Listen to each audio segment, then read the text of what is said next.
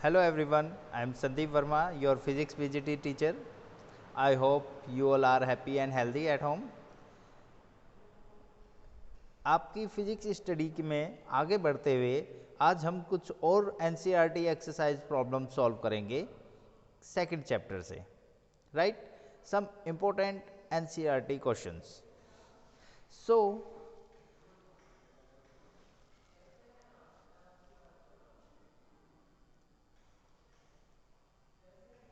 exercise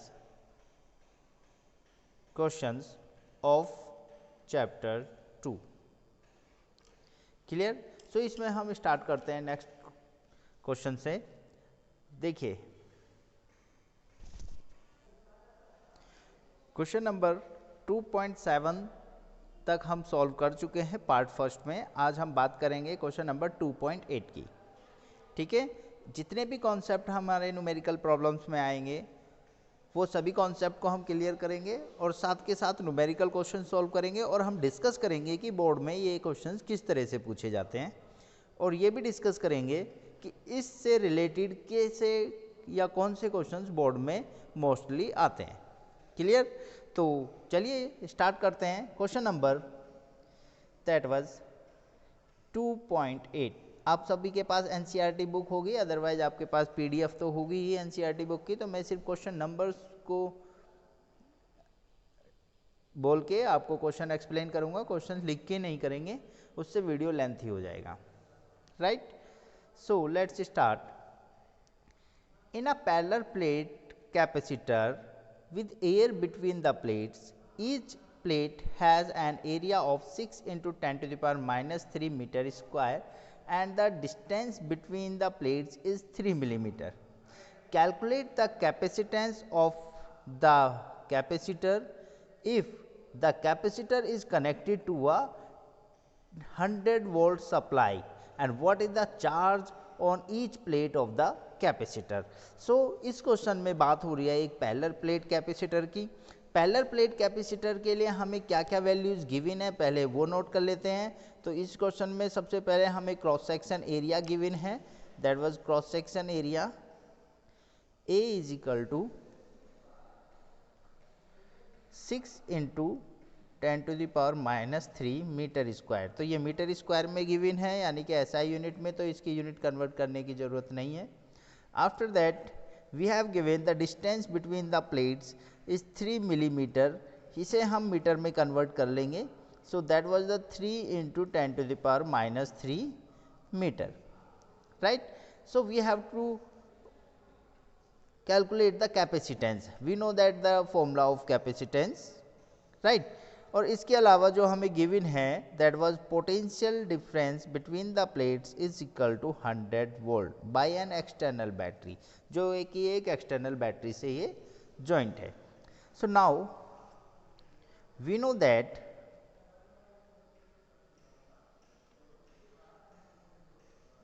क्या होता है capacitance in vacuum between the plate. तो C इज इक्वल टू होता है that is epsilon naught into A upon D, right?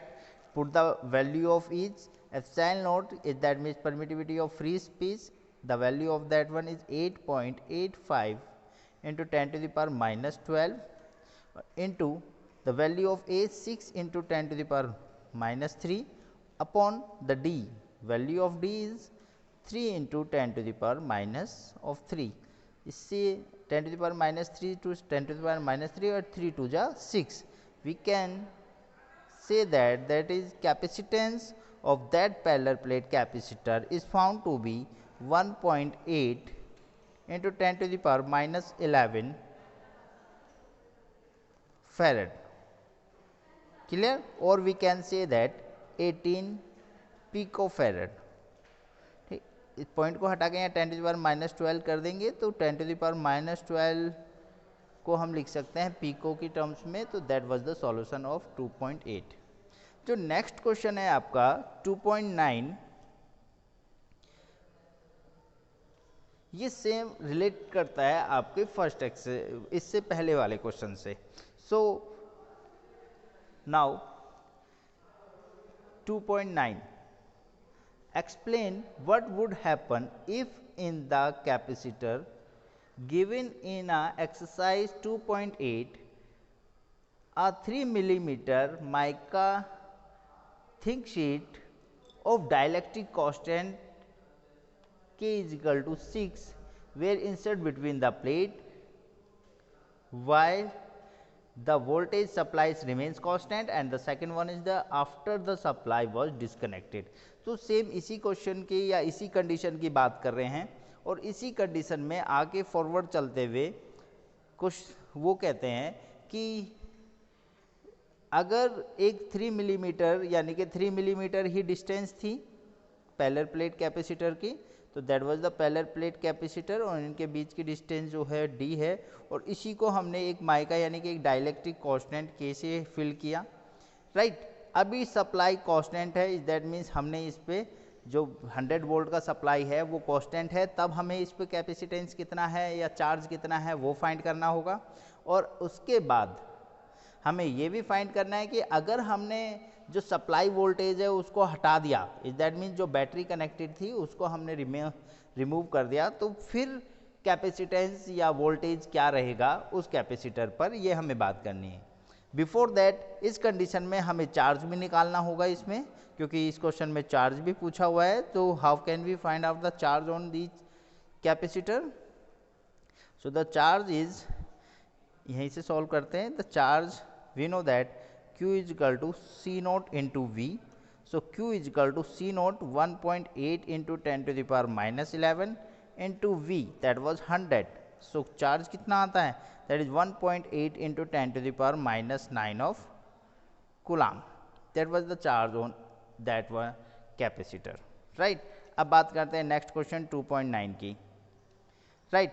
तो अब इसमें फर्स्ट पार्ट सॉल्व करने के लिए सबसे पहले हमें पता है जो हम अभी सॉल्व कर चुके हैं, that is C naught is equal to हम आया था, that is 1.8 into 10 to the power minus 11 of farad, right. जब कोई भी डाइलेक्ट्रिक कांस्टेंट प्लेट के बीच में नहीं था, right.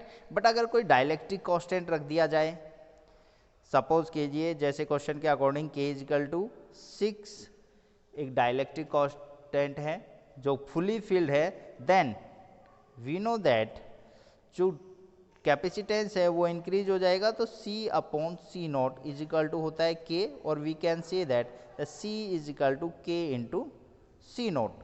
So capacitance C is equal to 6 into C naught is that means 1.8 into 10 to the power minus 11 farad. Clear? So that was the C is equal to we can say that there is 108 pico या 10.8 into 10 to the power minus 11 of farad। ये capacitance आया जब हमने उसमें एक dielectric constant रखा जिसकी value है 6, लेकिन सप्लाई वोल्टेज रिमेन सेम। यहाँ पर सप्लाई वोल्टेज क्या है?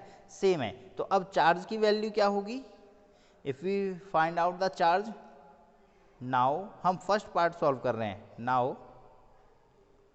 Charge Q is equal to that is C into V। अब Q is equal to C यानी कि कैपेसिटेंस, जो अब कैपेसिटेंस है that is 10.8 into 10 to the power minus 11 into voltage, that is the same 100. So Q is equal to 10.8 into 10 to the power minus 9 of Coulomb. So that was the value of amount of charge. Clear? In first condition, right? Or in the round figure we can say that 1.08 into 10 to the power minus of 8 of Coulomb. Clear? अब now in second condition, what was the second condition? Second condition is that कि mica sheet वहीं पर है, लेकिन अब हमने supply voltage को हटा दिया और फिर माइका शीट को रखा, तो कैपेसिटेंस क्या होगा और चार्ज क्या होगा और पोटेंशियल क्या होगा? देखिए, जैसे ही हमने आउटसाइड पोटेंशियल डिक्रीज कर दिया तो अंदर के पोटेंशियल पर कुछ ना कुछ इफेक्ट जरूर पड़ेगा, ठीक है, तो हम यहाँ कह सकते हैं, तो सबसे पहले जो चार्ज होगा, चार्ज ऑन कैपेसिटर, वो क्या होगा, that is Q is equal to, या we can say that Q not initially जब माइका शीट नहीं थी तो that is 1.8, that is charge, initially charge कितना था 1.8 into 10⁻⁹ of coulomb, right, and the capacitance C is equal to, जैसे mica sheet रखी तो C is equal to K into C not, is that mean 6 into 1.8 into 10⁻⁻11 of farad, is that means C is equal to 108 pico farad, हम इसे direct लिख सकते हैं, ठीक है। और now we have to calculate the potential for potential difference between the plates, तो potential difference between the plates find करेंगे। सो कैसे कैलकुलेट कर सकते हैं, हमने दो तरीके हैं, देखिए हमें पता है अगर कोई माइका शीट बीच में रख दी जाए तो जो पोटेंशियल है V not upon V is equal to K, that was the dielectric constant in terms of potential difference, ठीक है। So V is equal to क्या आ जाएगा, that is V not upon K, और we can say that is V is equal to 100/6, right, और we can say that is 16.6 of volt after dividing it. एक तरीका तो ये है, राइट, और दूसरा तरीका ये है कि हमें पता है Q is equal to C into V होता है, clear. So V is equal to क्या होगा, that is Q upon C। Q initial charge कितना था, इनिशियल चार्ज कितना था, दैट इज 1.8 इंटू 10⁻⁹, और फिर माइका शीट रखी तो उसके बाद कैपेसिटेंस कितना हो गया, that is 1.08 into 10⁻⁸,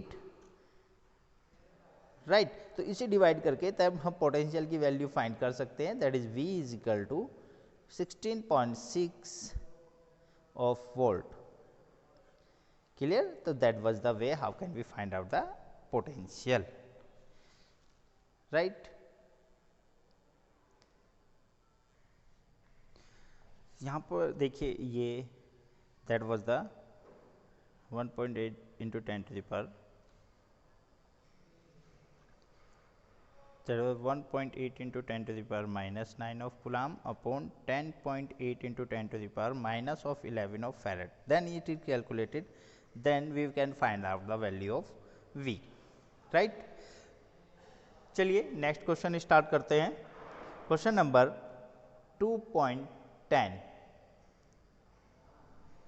a 12 picofarad capacitor is connected to a 50 volt battery, how much electrical energy is stored in the capacitor, कितनी एनर्जी स्टोर होगी कैपेसिटर में, हमें वो फाइंड करना है, that was 2.10।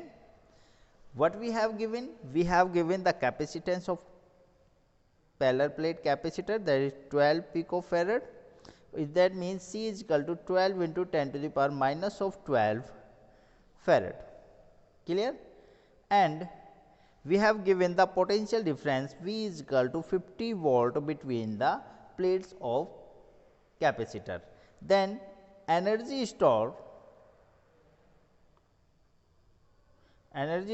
in terms of CV, so we can say that U is equal to half into CV square, put the value of C and V, so half into C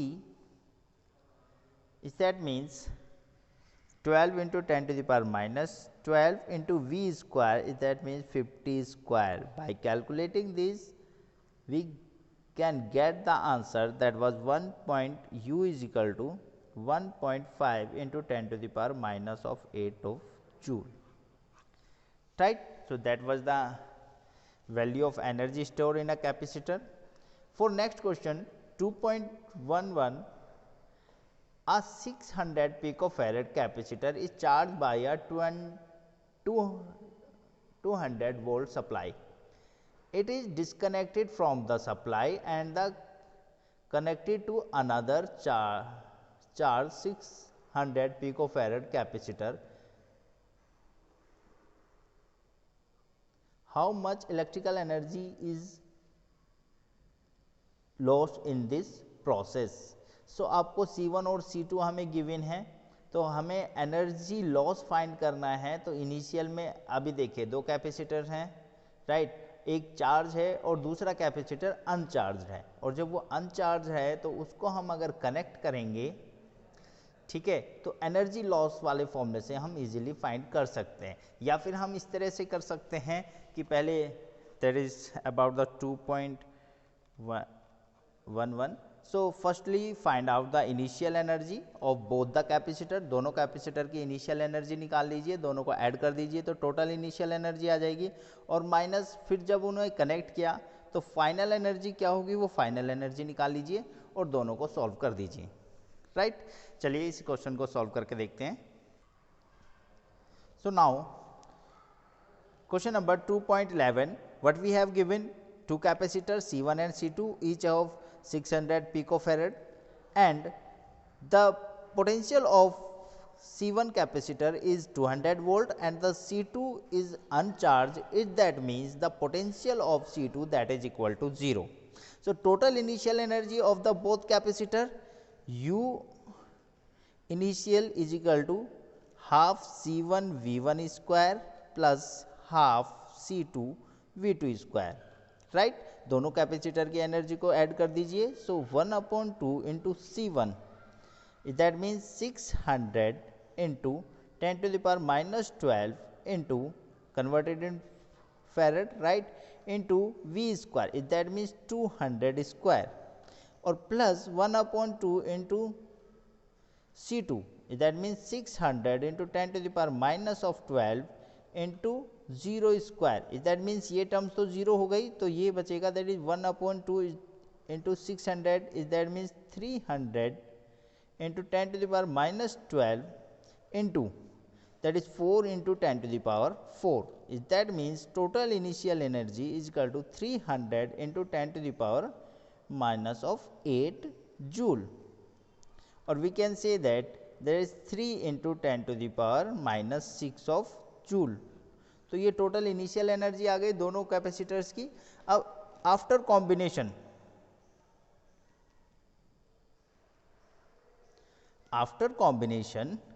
what was the final capacitance and what was the final energy of the capacitor, right, we also we find it, sorry, ये 3 4 जा 12, यहाँ 1200 आएगा, that means 12 into 10 to the power minus 6 of joule. So after combination, total capacitance of capacitor, that is C1 plus C2, is that means 600 plus 600 picofarad, or we can say that 1200 into 10 to the power minus of 12 farad. That was the total capacitance. And total potential,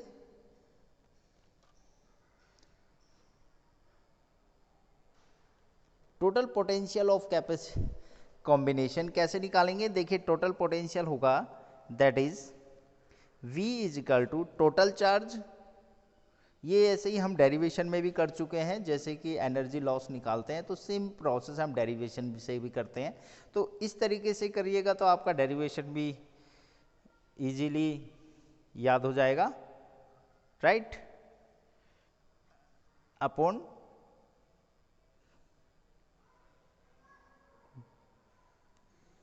total capacitance. ये कहाँ से आता है, that was the V is equal to Q upon C from this one, right.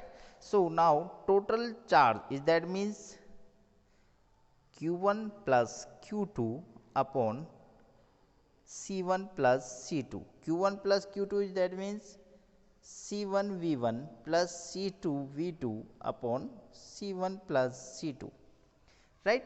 Q1 यानी कि Q is equal to C into V, तो charge on each capacitor. Now that was V is equal to C1 600 into 10 to the power minus 12 into V1 that is 200 plus C2 600 into 10 to the power minus 12 into V2 that is equal to 0 or upon 600 into 10 to the power minus 12 C1 plus C2 that means 600 into 10 to the power minus of 12. Clear? So V is equal to ये terms तो 0 हो गई, that means 6 to the 12 into 10 to the power minus of 6 upon 6 in 600 and 600 that is 1200 यानी कि 12 into 10 to the power minus of 12 से 12 cancel तो potential V is equal to 10 to the power 6 of volt.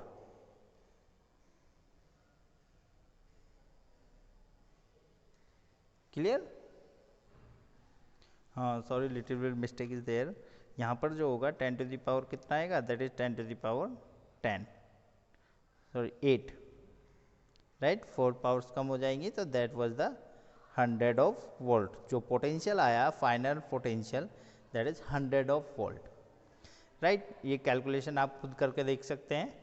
Now the total final energy is equal to 1/2 into total capacitance C into V square. That means UF is equal to total capacitance 1200 into 10 to the power minus 12 of farad, ठीक है, और into V square that means 100 of square into 1/2 as it is.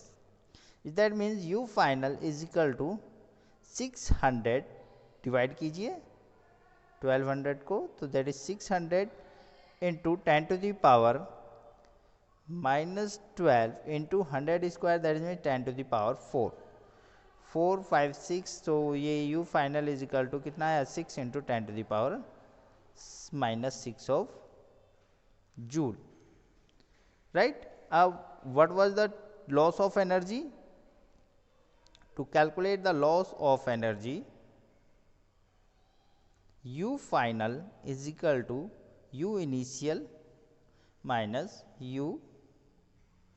delta U is equal to U initial minus U final. ऐसे ही निकालेंगे loss of energy, initial energy में से final energy minus कर देंगे तो delta U is equal to U initial is that means